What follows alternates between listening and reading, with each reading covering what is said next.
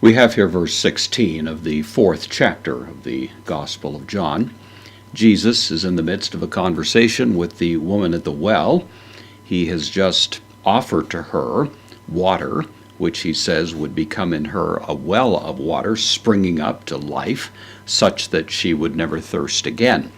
The woman, of course, appears to be taking this somewhat in a different sense than Jesus had intended, and she asks him to give her some of that water so that she won't have to keep coming out here and drawing water from this well. And of course, her material understanding of things is a little different from what Jesus has in mind, but in order to help her get from here to there, he puts to her this question. And the question is brief. It's found in verse 16. Lege, this is the third person singular, present active indicative of lego, I say, he says, aute, to her. In the previous verse, when she said something to him, it was pros auton, suggesting a little bit more of a confrontive kind of attitude in the way the question was put. However, Jesus more politely, as John tells it, lege auto with the, or aute with the dative case here, hupage. Hupage from hupago means to go away. Fetch is going to be the idea here. So this is the imperative, second person singular, present, active. Go,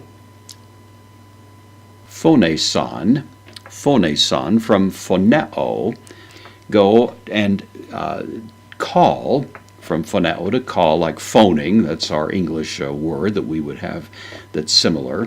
Go and call ton andra, your man, literally, your husband is the way it typically is translated. Su, this is the second person singular pronoun. Go and call the husband of you.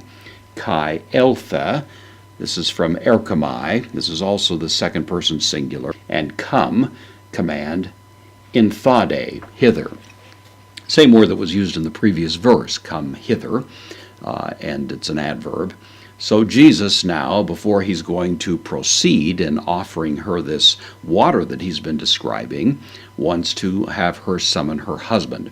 Been a variety of views about what Jesus is doing here. Some think that Jesus wouldn't proceed further in this conversation without the man in her life, the one under whom she should be under authority, would be participating as well, or maybe some other social convention was in view right here. Most likely, however, what Jesus is doing is simply pressing into the level of her conscience, showing her on the one hand that he has insight into her life that he wouldn't simply have by normal observation, but also calling her attention to the level of the condition of her conscience, which of course is a precondition to having this water that Jesus is speaking of. If one is going to drink that water, then it comes by means of the human transaction known as repentance, of owning up to the situation of one's life. And of course, that's where Jesus apparently wants to lead her now in this rather pointed question that he puts to her here.